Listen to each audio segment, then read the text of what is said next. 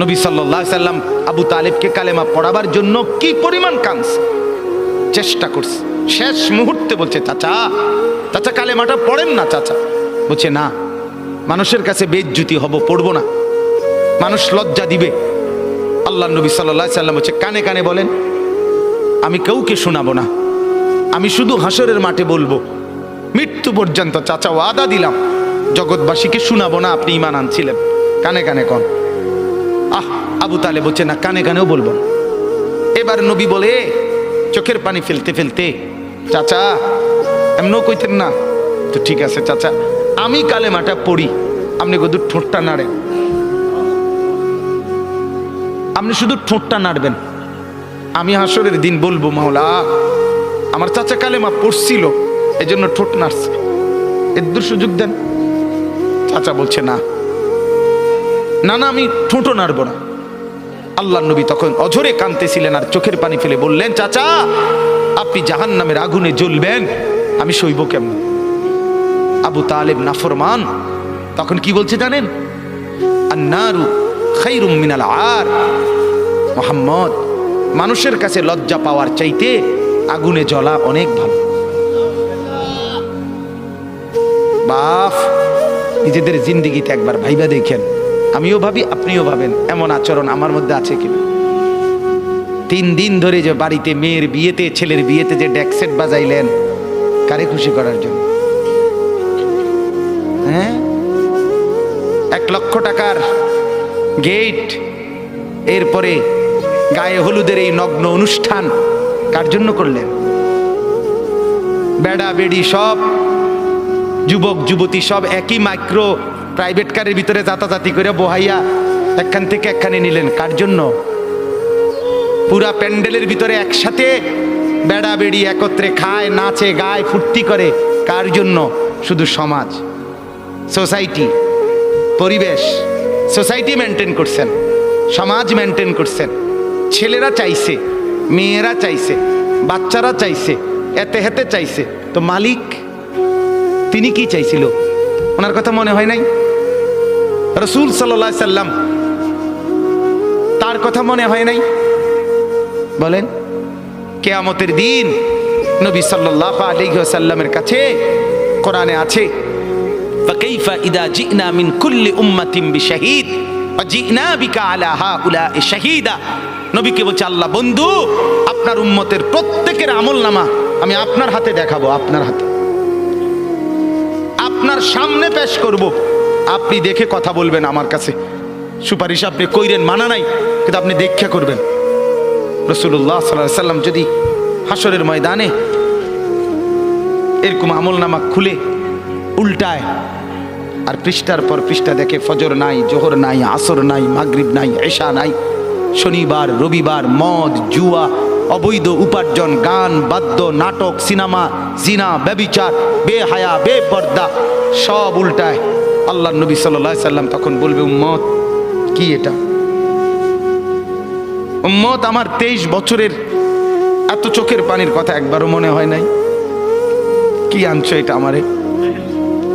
উম্মত, তুমি জানো না আমি যে তায়েফের পাথরের আঘাতে পুরা পিঠ চালনির মতো জাজরা বানায় ফেলছে আমার? শোনো নাই তুমি? আমারে যে উহুদের ময়দানে দান দান শহীদ করে রক্তাক্ত করছে, তুমি শোনো নাই? আমি যে 14 দিন পেটে ক্ষুধার তাড়নায় পাথর বাঁধছিলাম, উম্মত তোমার মনে নাই? একবারও শোনো নাই আমার ক্ষুধার কষ্ট, আমার পিঠের ব্যথা, আমার দাঁতের ব্যথা, আমার কাঁধে 2টা কড়া ঢুকে গেছে? উম্মত, আমার ঘরে 3 মাস আল্লাহর নবীর স্ত্রী আয়েশা বলছে, আল্লাহর কসম উম্মত, নবীর স্ত্রী বলছে 3 মাস 3টা চাঁদ উঠছে ডুবছে, রাইনা হেলালান সুম্মা হেলালান সুম্মা হেলালান, 3 চাঁদ 3 মাসে নবীর 9 জন বিবির কারো ঘরে আম্মা জান আয়েশা বলে 1 ফোঁটা চুলায় আগুন জ্বলে নাই। মা আওকাদাত ফি আবিয়াতে রাসূলিল্লাহ নারুন, নবীর একজন বিবির ঘরেও আগুন জ্বলে নাই। আল্লাহ নবীর স্ত্রী আয়েশা একদিন বলছিল নবীকে, পিঠে হাত বুলাইয়া, ইয়া রাসূলুল্লাহ, স্বামী আপনার পিঠ ছিদ্র ছিদ্র কেন? পুরা পিঠ চালনির মতো ছিদ্র ছিদ্র কেন? আপনার কি ছোটবেলায় বসন্ত রোগ হয়েছিল, গোটা হয়েছিল। আল্লাহর নবী চোখের পানি ফেলে বলছে, আয়েশা তুমি জানো না আমার এই পবিত্র দেহে তো কোনোদিন মশাও বসে না, মাছিও বসে না, পোকা বসবে কেমনে?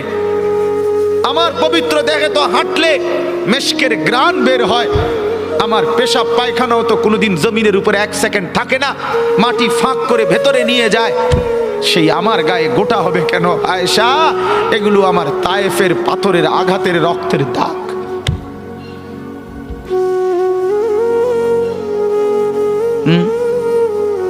বলো না বাপ, কিছুই মনে হইল না? এভাবে ভুলে গেলেন, ভুলে গেলেন? রাসূলুল্লাহ সাল্লাল্লাহু আলাইহি সাল্লামকে একবারও মনে হলো না? আল্লাহকে ভালোবাসেন, নবীকে ভালোবাসেন, আখিরাত চিনেন?